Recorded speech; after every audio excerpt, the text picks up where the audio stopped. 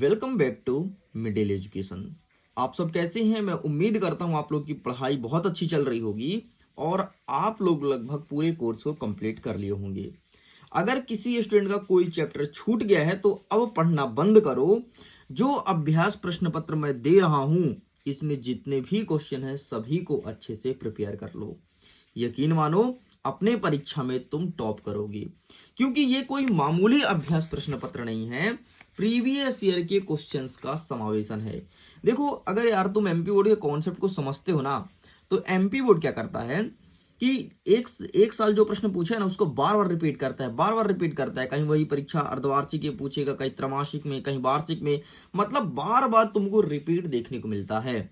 तो अगर तुम पिछले 4 साल के क्वेश्चन पेपर को अच्छे से सॉल्व कर लिए तो यकीन मानो तुम्हें रियल पेपर की जरूरत नहीं पड़ेगी, तुम स्वयं बता दोगे कि ये क्वेश्चंस एमपी बोर्ड में आएगा। एंड ठीक उसी प्रकार से इस क्वेश्चन पेपर को डिजाइन किया गया है। इसमें प्रीवियस ईयर के सारे क्वेश्चंस जो बहुत ही ज्यादा इंपॉर्टेंट है, एग्जाम में आया हुआ है, उन क्वेश्चन का समावेशन करके और एक नया सेट तैयार किया गया है ताकि आपकी तैयारी बेहतर हो सके। और अगर इसे बहुत अच्छे से पढ़ के जाते हैं तो डेफिनेटली 75 में से आप 70 नंबर तक आसानी से ला सकते हैं। लेकिन इसके लिए शर्त ये है कि ये है सेट नंबर 2, इसके पहले सेट नंबर ए भी आपको देखना होगा। एंड अभी तक सेट नंबर ए के फुल सोल्यूशन का वीडियो नहीं अपलोड है, जल्द ही अपलोड कर दिया जाएगा। खैर, आगे बढ़ते हैं और देखते हैं सेट नंबर बी में किस प्रकार से प्रश्न है और इनका सही उत्तर हमें क्या देना है। देखो, यहां पर लिखा है सही विकल्प चुन करके लिखिए। पहला नंबर कहता है कि रामचरितमानस की भाषा क्या है। तो यार, रामचरितमानस तो लिखा गया है किसके बारे में? भगवान श्री राम के बारे में। ठीक, ऑप्शन कहता है ब्रज, अवधि, हिंदी, अवधि या संस्कृत। तो रामचरितमानस है वो अवधि भाषा में लिखा गया है, क्योंकि भगवान श्री रामचंद्र के बारे में लिखा गया है।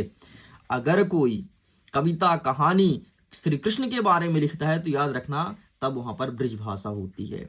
ठीक है, नेक्स्ट, उत्साह कविता में बादल किसका प्रतीक है? तो उत्साह कविता में बादल ऊर्जा का प्रतीक है, क्रांति का प्रतीक है, इसलिए हमें ऑप्शन नंबर बी को टिक करना है।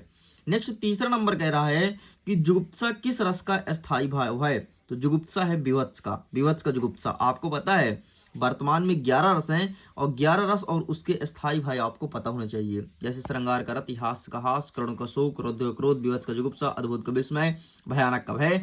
ये सब तुमको पता होना चाहिए। जब पता रहेगा ना तभी जाकर के तुम बहुत अच्छे से टिक कर पाओगे, नहीं कंफ्यूज हो जाएगा। और ये कभी चेंज नहीं होता, इनको तुम रट लो, हमेशा सेम रहेगा। एक बार रट लोगे तो जीवन भर काम आएगा। चलिए, चौथा नंबर कहता है कवि ने तप्त धारा के माध्यम से संकेत किया है। कवि ने तप्त धारा के माध्यम से किसको संकेत किया? तो अत्यधिक गर्मी को। पांचवा नंबर कह रहा है कि सहस्त्रबाहु का वध किया था। किसने किया था?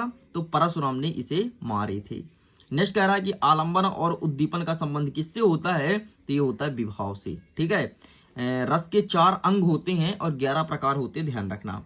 4 अंग कौन कौन से हैं? स्थायी भाव, विभाव, अनुभव और संचारी भाव, ये चारों लिखे गए हैं। एंड 11 अंग मैंने तुमको बता दिया, 11 प्रकार मैंने तुमको बता दिया। नेक्स्ट कह रहा है प्रश्न क्रमांक 2, उसमें पहला नंबर कहता है कि उसे सफलता नहीं उसकी डैश डैश समझा जाना चाहिए। तो उसे सफलता नहीं उसका परिश्रम, मेहनत समझा जाना चाहिए। तो यहाँ पर आपको मेहनत लिखना है।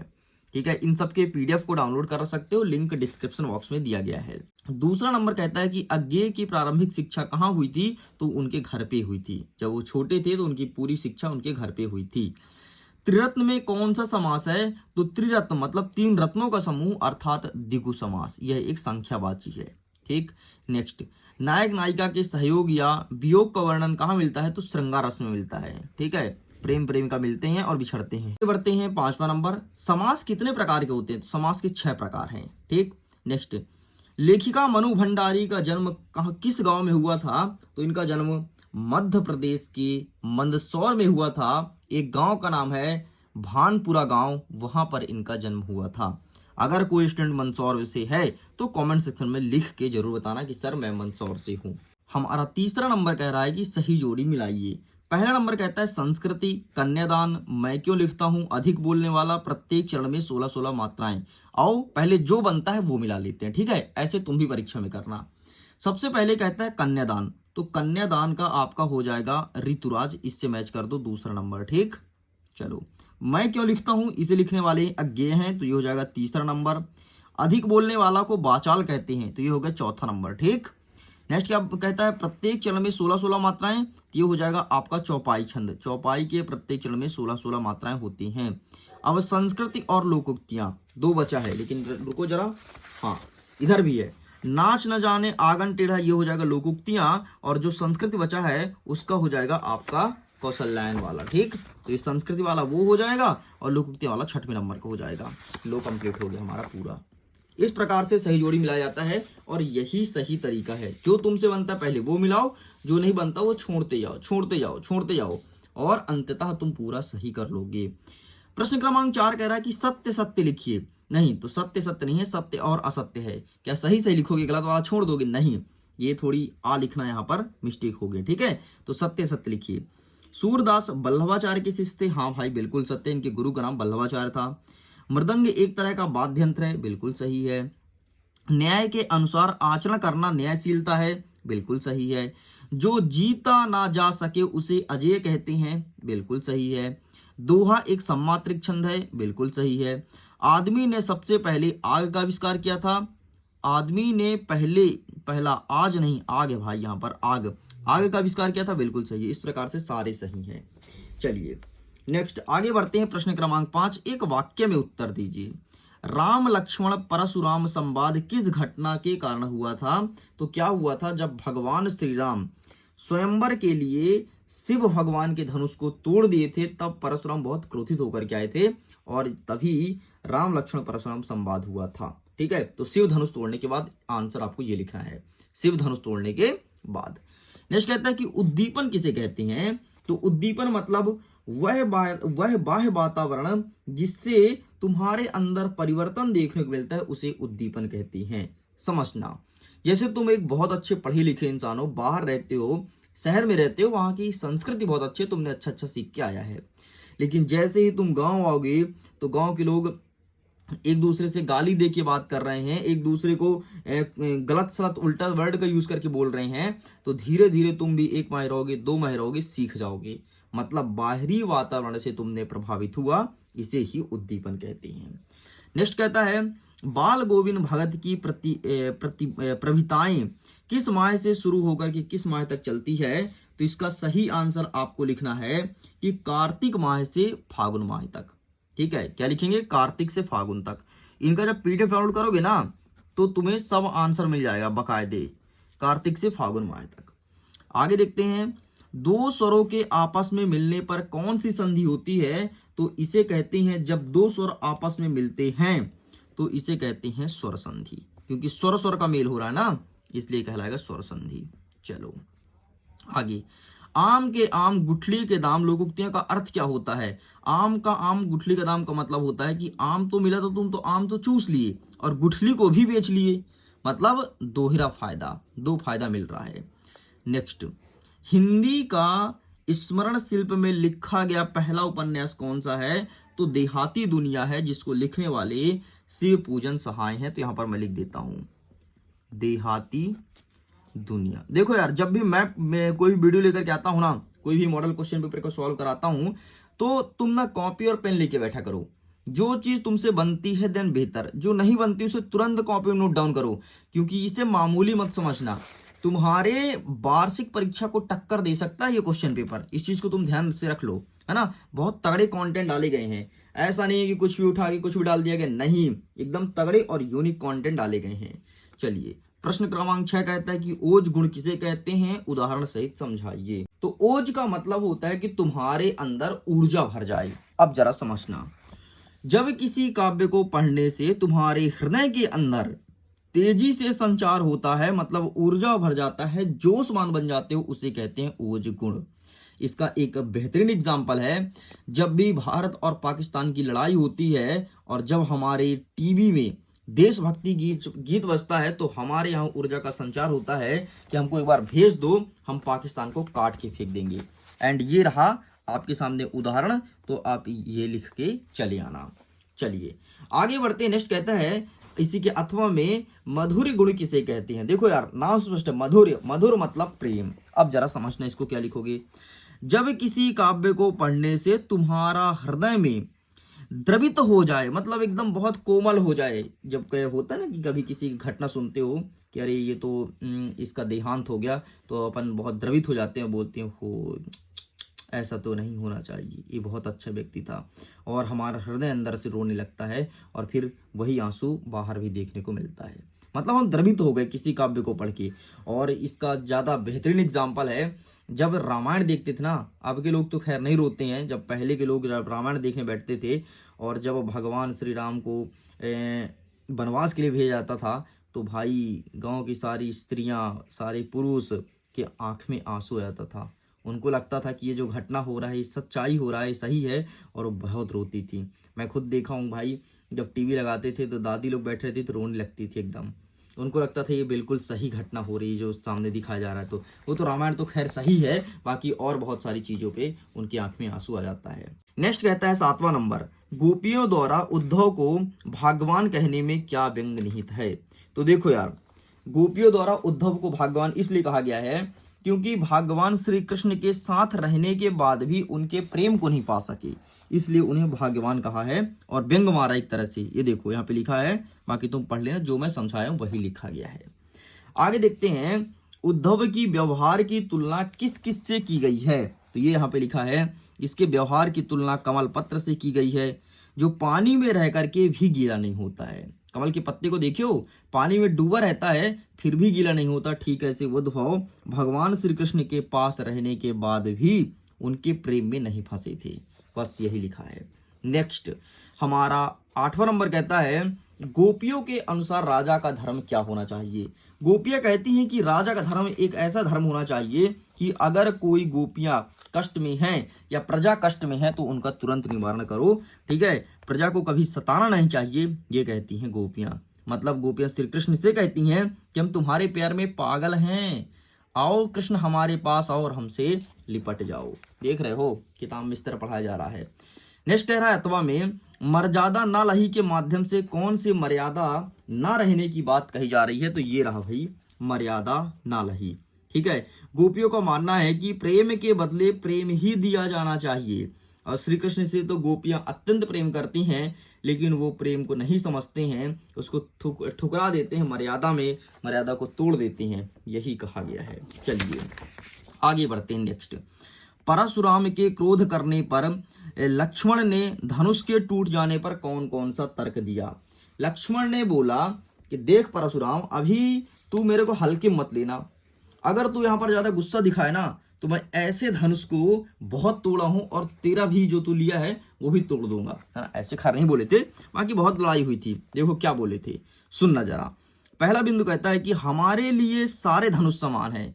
तुम जो कह रहे हो कि बहुत महत्वपूर्ण धनुष है, ये शिव धनुष था, पर लक्ष्मण जी बोलते हैं हमारे लिए कुछ नहीं भाई, तू जो इसे शिव धनुष कहता है मेरे लिए सारे समान है। ठीक है, और इस धनुष को टूटने पर इतना क्रोध क्यों कर रहा है? ये पहला बिंदु। दूसरा बिंदु वो कहते हैं कि धनुष इतना अधिक पुराना हो गया था, एकदम टूटहा हो गया था, कीड़े लग गए थे कि जैसे ही राम भगवान छुए तो वैसे ही टूट गया, है ना।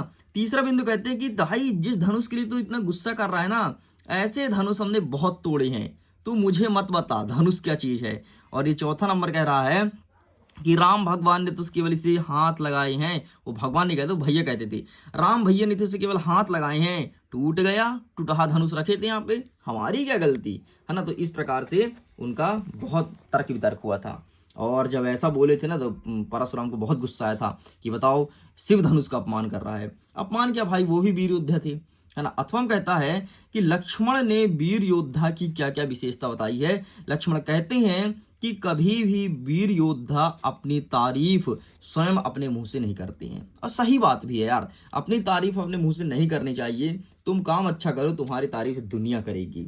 चलिए आगे बढ़ते हैं। प्रश्न क्रमांक 10, चौपाई छंद को परिभाषित कीजिए। तो आइए हम परिभाषित करते हैं चौपाई छंद को। आप इसे अच्छे से बढ़िया लिख के आइएगा। चौपाई में 16-16 मात्राएं होती हैं, पता है ना, कुछ कुछ तो पता होगा, बाकी मैं दिखा देता हूँ। ये देखो, चौपाई में 16-16 मात्राएं होती हैं। ये एक सममात्रिक छंद है, बस इतना लिखना है। और एक उदाहरण है, रघुकुल रीति सदा चली आई, प्राण जाई पर वचन न जाई। ये पता है कब कहा गया था? भगवान श्री राम के पिताजी कहते थे कि हम रघुकुल के हैं भाई, रघुकुल वंश के हैं, और रघुकुल की रीति है कि प्राण चला जाए पर जो हमने वचन बोल दिया उसको निभाएंगे। चलो आगे बढ़ते हैं। लक्ष्मण की बात से परशुराम क्रोधित क्यों हो उठे थे? मतलब लक्ष्मण जी ने ऐसा क्या बोल दिया था कि परशुराम भैया भनक उठे थे कि अब तो भाई लक्ष्मण तो बच ले, है ना? तो जरा इसका भी आंसर देख लो कि लक्ष्मण ऐसा क्या बोल दिए थे। देखो लक्ष्मण भी बहुत वीर पुरुष थे, वो भी क्यों सुने। तो लक्ष्मण कहते थे, सुनो जरा।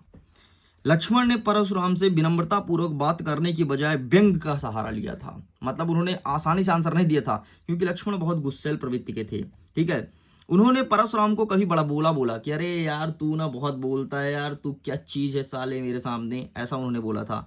और वो बोले थे कि जो बहुत महापुरुष होता है ना, वो अपनी प्रशंसा स्वयं नहीं करता, तू अपनी प्रशंसा बता रहा है कि मुझे बहुत गुस्सा आता है, ये कर दूंगा वो कर दूंगा, है ना? इस प्रकार से जब वो बात की ना तो उसका गुस्सा और भड़क उठा था कि साला अभी एक तो धनुष तोड़ दिया, अभी मेरे को ऐसा बोल रहा है। नेक्स्ट कहता है 11 नंबर कि सेनानी ना होते हुए भी चश्मे वाले को लोग कैप्टन क्यों कहते थे?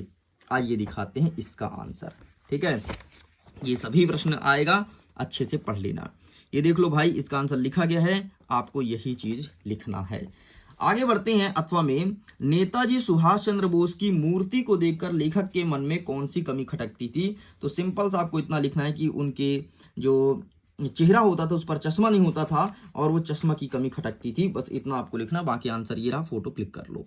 ठीक है, चलिए नेक्स्ट कहता है कि कैप्टन कौन था, वह मूर्ति के चश्मे को बार बार क्यों बदलता था? इसकी कहानी सुन लो। कैप्टन क्या करता था, जैसे कोई खरीदार आया ना, ग्राहक, तो ग्राहक को जो चश्मा पसंद आता था तो एक चश्मा तो हमेशा वहां पे लटका देता था नेताजी के चश्मे के रूप में। और जब भी कोई ग्राहक आता था तो बोलता था मुझे ही चश्मा चाहिए, तो चश्मा निकाल देते थे और ग्राहक को दे देते थे और उसके स्थान पर दूसरा चश्मा पहना देते थे। मतलब जैसे दुकान में नहीं रख रहे थे कठपुतला, बस वैसे ये भी करते थे। ठीक है, तो इसका आंसर देख लो भाई साहब, ये रहा। ठीक, ये लिखा है, जो मैं पढ़ाया हूं जो मैं बताया वही लिखा है, तुम पढ़ लेना, पढ़ के तुम देख लेना। ठीक है, यही तो बात है भाई, मिडिल एजुकेशन ना आपको रटाता नहीं है बल्कि समझाता है। अथवा में कहता है कि नेताजी की मूर्ति पर कौन सी कसर खटकती थी और क्यों? तो चश्मा की कसर खटकती थी, क्योंकि ऐसा लगता था कि नेताजी हमेशा चश्मा पहने हैं और आज इनके चश्मा को किसी ने निकाल के फेंक दिया, मतलब पहनाया ही नहीं। ये देख लो, बाकी यहाँ पे लिखा है। चलिए 13 नंबर कहता है कि भगत की पुत्र वधू उन्हें अकेले क्यों नहीं छोड़ना चाहती थी? तो भगत की पुत्र वधू अकेले क्यों नहीं छोड़ना चाहती थी, देख लो। क्योंकि देखो क्या हुआ था ना कि भगत जी ना बुजुर्ग हो गए थे, उनको कोई लड़का नहीं था जो उनको सहयोग कर सके, वो बूढ़े हो गए थे। तो उनकी पुत्री चाहती थी अगर हम भी अपने पापा के साथ नहीं रहेंगे, इनकी सेवा देखभाल नहीं करेंगे, तो इनको खाने पीने के और भी जो चीजें चाहिए तो कौन देगा, इसलिए वो अपने पिता को नहीं छोड़ना चाहती थी। ठीक, ये अथवा कहता है कि झिलमिल सितारों की रोशनी में नहाया गंतोक लेखक को किस तरह सम्मोहित कर रहा था? एंड इसका आंसर आपको देना है कमेंट सेक्शन में लिख करके। ठीक है, मैं आपके आंसर का इंतजार करूंगा। अगर कोई स्टूडेंट इसका सही आंसर देता है तो मैं उसको हार्ट दूंगा, अपना हृदय निकाल करके उसके समक्ष पेश करूंगा कि ले भाई तू मेरा हृदय ले ले, तूने आंसर दिया है तो बहुत अच्छा आंसर दिया है। चलें आगे बढ़ते हैं। जयशंकर प्रसाद, सूर्यकांत त्रिपाठी निराला, इससे बाहर नहीं आएगा, गारंटी के साथ कहता हूं। ये दोनों को अच्छे से पढ़ लो। तो इनके लिए आपको ये पीडीएफ प्रोवाइड कराया जाएगा। अभी तो आई थिंक लाइट जल रहा है तो शायद फ्लैश चमके। ठीक है, यही पीडीएफ मिलेगा, देख सकते हो, जयशंकर प्रसाद का है। नेक्स्ट क्या कहता है, सूर्यकांत त्रिपाठी निराला का बढ़िया देखो ट्रिक विक लिखा गया रचना का, रचना तुम ट्रिक से याद करना। ठीक, तो ये पीडीएफ आपको मिल जाएगा, लिंक डिस्क्रिप्शन बॉक्स में डाउनलोड कर सकते हो। चलिए आगे बढ़ते हैं। स्वयं प्रकाश और यशपाल जी का है, तो आओ दिखाते हैं। ये तो राम वृक्ष पूरी होंगे भाई, पूरा बना है, पूरा एक एक कवि जो कक्षा 10वीं में। हाँ, ये रहा स्वयं प्रकाश। ठीक है, कवि और लेखक सारों को बनाया गया है यहाँ पे, ये ठीक, ये लिखना है। और ये रहा आपके पास सामने यशपाल। बस इतना तुम पढ़ लेने, एक बार तुम पढ़ो तो मस्त ट्रिक बताया हूँ। देखो जैसे जीवन परिचय कैसे लिखोगे, जन्म तिथि, पिता का नाम, शिक्षा दीक्षा, मृत्यु कब हुई थी, इतना बस लिखा जाता है जीवन परिचय में। ट्रिक देखो, झूठ हिंसा ज्ञान का पर्दा, मतलब झूठ सच, हिंसा अवलोकन, ठीक है, और ज्ञान दान और पर्दा, इस प्रकार से। फिर भाषा और शैली, तुम अगर पढ़ना बहुत मजा आएगा। साहित्य में स्थानीय बहुत सरल लिखा है। चलिए नेक्स्ट 16 नंबर क्या कहता है कि मुहावरे का अर्थ लिखना है और वाक्य में प्रयोग करना है। तो अक्ल का दुश्मन होता है, मतलब होता है मूर्ख व्यक्ति। ठीक है। नेक्स्ट क्या कह रहा है कि अंगूठा दिखाना, मतलब कोई चीज से इंकार करना या मना करना। ठीक है। नेक्स्ट क्या कह रहा है कि आग में घी डालना, मतलब अगर कोई क्रोधित है तो उसको और उससे गुस्से को प्रज्वलित करना। देखो, अक्ल का दुश्मन, अंगूठा दिखाना और कहेंगे एक आग में घी डालना। ये रहा भाई, इसका फोटो खींच लो, यही तुमसे पूछा जाएगा। आगे बढ़ते हैं, संधि और समास में अंतर लिखो। क्या होता है संधि, क्या होता है समास, इसको भी देख लो, इसका भी आंसर यहाँ पर अवेलेबल है। ये रहा, दो वर्णों के मेल से जो विकार उत्पन्न होता है उसे संधि कहते हैं, दो पदों के मेल को समास कहते हैं। संधि को तोड़ना संधि विच्छेद कहलाता है, समास को तोड़ना समास विग्रह कहलाता है। संधि 3 प्रकार के होते हैं, समास 6 प्रकार के होते हैं। खत्म, बस इतना तो लिखना था, 3 बिंदु।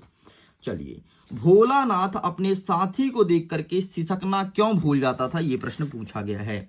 एक बात बताओ यार, जैसे जब तुम छोटे बच्चे थे, तुम जब रोते थे, देखते थे यार कि मेरा दोस्त आ गया है, अब हम खेलेंगे, तो क्या तुम रोते थे? नहीं, तुम रोना बंद कर देते थे, बल्कि खेलने लगते थे। कभी कभी देखो कि मम्मी लोग ऐसा भी करते थे, पहले हम रो रहे हैं ना, भाई मेरे साथ तो हुआ है, सबके साथ हुआ होगा, तुम भी छोटे थे, तुम कहीं इतने बड़े पे जन्म नहीं ले लिए, तो क्या होता था कि तुम खेल रहे हो ना और तुमसे कोई गलती हो गई तो मम्मी ने आके पीट दिया। अब पीट रहे हो तो तुम्हारे पसंदीदा खिलौना ला के दे दी, तो तुम्हारा उसमें मन लगे, तुम खेलने लगे। ये आंसर लिखा है, बाकी तुम देख लेना। चलिए आगे देखते हैं, मूर्ति पर लगे सरकंडे का चश्मा क्या उम्मीद जगाता था। अरे भाई, इस चश्मे से बहुत सारे प्रश्न आ रहे हैं, आपको पता है, और सारे क्वेश्चंस बहुत महत्वपूर्ण हैं, इसलिए सारे क्वेश्चंस को अच्छे से प्रिपेयर कर लेना। तो ये रहा इसका प्रश्न, और उत्तर दिखा देता हूँ। सरकंडे का चश्मा ये रहा। ठीक, सरकंडे का चश्मा देखकर हलदार साहब को बहुत आनंदित हुए, लोगों की देशभक्ति का रोमांचित हो उठे। ठीक, और उनका खुशी से आंसू उमड़ उठा था। नेक्स्ट देखते हैं, काव्य का संदर्भ प्रसंग अर्थ लिखना है। ठीक है, अब इसे दिखा देते हैं, सूर्य समर वाला दिया है ना, और को दिखा देते हैं, ये आपकी इसमें अवेलेबल है, इसको मैं दिखा देता हूँ, बहुत इंपॉर्टेंट है, अच्छे से पढ़ लेना, इसके बाहर कुछ नहीं आएगा यार, क्योंकि पूरा सिलेबस के अकॉर्डिंग ही डिजाइन किया गया है। ठीक, ये रहा सूर्य समर, तो ये रहा संदर्भ प्रसंग और भावार्थ। ठीक, बस इतना आपको लिखना है। चलिए आगे बढ़ते हैं। नेक्स्ट एक और दिया है, अथवा में क्या क्या क्या दिया है कि मधुप गुनगुनाकर, मधुप वाला दिया है, तो ये रहा मधुप वाला। ठीक है, तो देख लो, संदर्भ प्रसंग और भावार्थ, इसका फोटो खींच लो। चलिए आगे बढ़ते हैं, प्रश्न क्रमांक 19 कहता है कि गद्यांश का अब आपको प्रश्न और उत्तर बताना है। तो आइए गद्यांश को भी देखते हैं, गद्यांश का उत्तर कहाँ मिलेगा। तो इसके लिए हमें जाना पड़ेगा 97 पेज पे। वेट, 97 पेज पर दिया था, मैंने देखा था। ठीक है, क्या वाला है, कौन सा है, मूर्ति, हाँ ये देखो ये वाला है। ठीक, तो ये संदर्भ प्रसंग अर्थ, संदर्भ में जहां पर पूर्वानुसार लिखा है तो पूर्वानुसार का मतलब होता है ये वाला लिखना है। ठीक, चलो आगे बढ़ते हैं, क्या है, अथवा में नाना साहब वाला दिया। ठीक है, तो आओ ये भी दिखा देते हैं जल्दी से, इन सबको अच्छे से प्रिपेयर कर लेना। ये रहा नाना साहब वाला। ठीक है, ये चलो पेज पलटू, पूरा देखना। ये रहा संदर्भ प्रसंग अर्थ, संदर्भ में जहां पर पूर्वानुसार लिखा है वहां पर आपको क्या लिखना है मैं बता देता हूँ, ये वाला लिखना है। ये पाठ्य पुस्तक क्षितिज भाग 2 लखनवी अंदाज से पाठ से लिया गया है, इसके लेखक यशपाल है, बस इतना लिखना है। चलिए बेटा आगे बढ़ते हैं प्रश्न क्रमांक 20 के तरफ। 20वां नंबर कहता है कि अपठित गद्यांश को पढ़ करके प्रश्न का उत्तर देना है। इसमें टिक है कुछ उत्तर में। ठीक है, देख लो, संसार में भारत की प्रसिद्धि का कारण क्या है, तो ताजमहल, पहले का उत्तर। नेक्स्ट, गांधीवाद आज, सॉरी 3 पॉइंट है, ताजमहल, महात्मा गांधी और लोकतंत्र, ये 3 पॉइंट लिखना है। गांधीवाद आज किस तरह गांधी को चाहते हैं, तो गांधीवाद उस गांधी को चाहते हैं कि सुविधाजनक हो, ये हो गए दूसरे का उत्तर। नेक्स्ट, हमारे देश के लिए ताजमहल का क्या महत्व है और आज इसे किस स्थिति से गुजरना पड़ रहा है, तो ये रहा, ताजमहल भारत की अंतरात्मा है और उसकी बहुलता एक धवल धरोहर है, यह सांकेतिक ताज आज खतरे में है, ये लिखना है। ठीक है, नेक्स्ट देखो, राजनीति किस गांधी की आकांक्षा रखता है, वास्तव में कैसे गांधी की जरूरत है, तो ये रहा, कड़वे सच बताएं और खुद को भी, औरों को भी, ठीक, औरों को भी, अंत में तीसरी बात लोकतंत्र की। ठीक, तो इस प्रकार से लिखना है। 5वां नंबर क्या कहता है कि जमाना बदलने के लिए क्या आवश्यक है और इसके लिए क्या करना चाहिए, तो मैं चाहता हूं कि इसका आंसर आप स्वयं बताइए, है ना। पैसेज में उत्तर बता देता हूं, पीछे नीचे के 4 लाइन में उत्तर दिया गया है, लो इतना हिंट कर दिया, और इसका आंसर आप तो ढूंढ सकते हो। आइए आगे बढ़ते हैं। 21 नंबर, वार्षिक परीक्षा की तैयारी के लिए माता और पिताजी को पत्र लिखिए, है ना, बहुत सरल है। नेक्स्ट क्या कहता है, शाला शुल्क माफी के लिए, एक आवेदन पत्र लिखना है प्राचार्य जी को। आइए मैं देख लेता हूं, अगर इसमें दिया होगा तो मैं इस आंसर दिखा देता हूं। बाकी मैं उम्मीद करता हूं ये तो तुम लिख लोगे यार आसानी से, तो इसे मैं छोड़ दूं, पीडीएफ में दे दूंगा, लेकिन आंसर जरूर यहाँ पर बोलो तो छोड़ देता हूँ। ठीक, ये देखो क्या है, शाला शुल्क माफी के लिए ना, ये रहा शाला शुल्क माफी के लिए, देख लो यहाँ पे दिया गया है, यही लिख करके आना था। चलिए आगे देखते हैं। पर्यावरण सुरक्षा पर माँ बेटे का संवाद लिखिए, है ना, बातचीत लिखिए माँ बेटे का, माँ बेटे क्या क्या बात कर रहे हैं वो लिखना है। तो इसका आंसर मैं दिखा देता हूँ आपको, पर्यावरण संवाद के लिए। ठीक, तो ये रहा पर्यावरण सुरक्षा के लिए, ठीक है, ये लिखना है। फिर इसका पेज पलटता हूँ, ये लिखना है, बस इतना लिख के कंप्लीट करेंगे।